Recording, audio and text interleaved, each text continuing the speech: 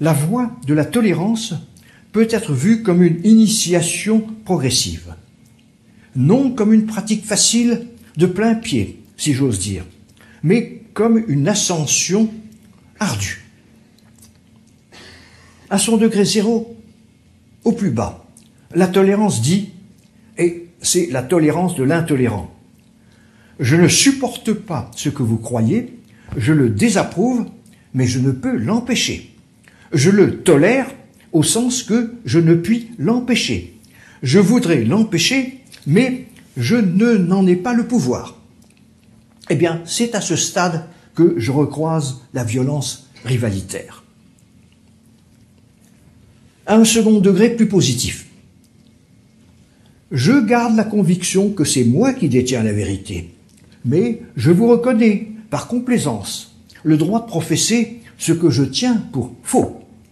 Et je le fais au nom du principe de justice, à savoir que vous avez un droit égal au mien de professer ce que vous croyez, bien que je le tienne pour faux. Par là, c'est le droit à l'erreur que je reconnais.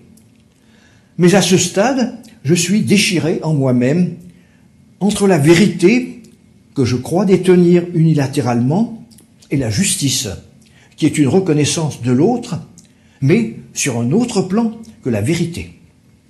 Je dirais que le principe de justice ici invoqué contre le principe de vérité peut être formulé dans ces principes: toute autre vie vaut autant que la mienne, et donc toute autre croyance.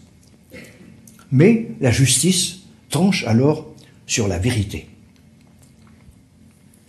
Je fais un pas de plus en direction d'un approfondissement de mon rapport avec le contradicteur, mon rival en croyance. Je dirais ceci à ce troisième stade. Mon adversaire a peut-être lui aussi une part de vérité, mais je ne sais pas laquelle. C'est là la version perspectiviste de la tolérance. L'autre voit un côté des choses que je ne peux pas voir, car nos positions sont insubstituables.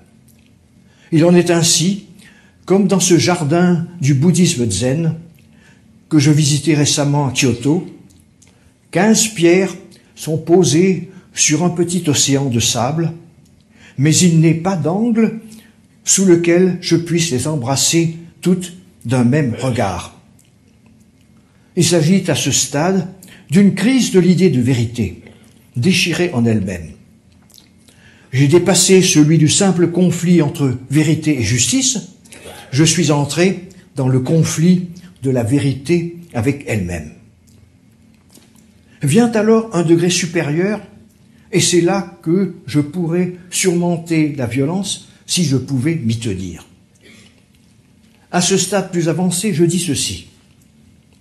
Au creux même de ma propre conviction, de ma propre confession, je reconnais qu'il y a un fond que je ne maîtrise ni par le langage, ni par l'émotion, ni par l'action.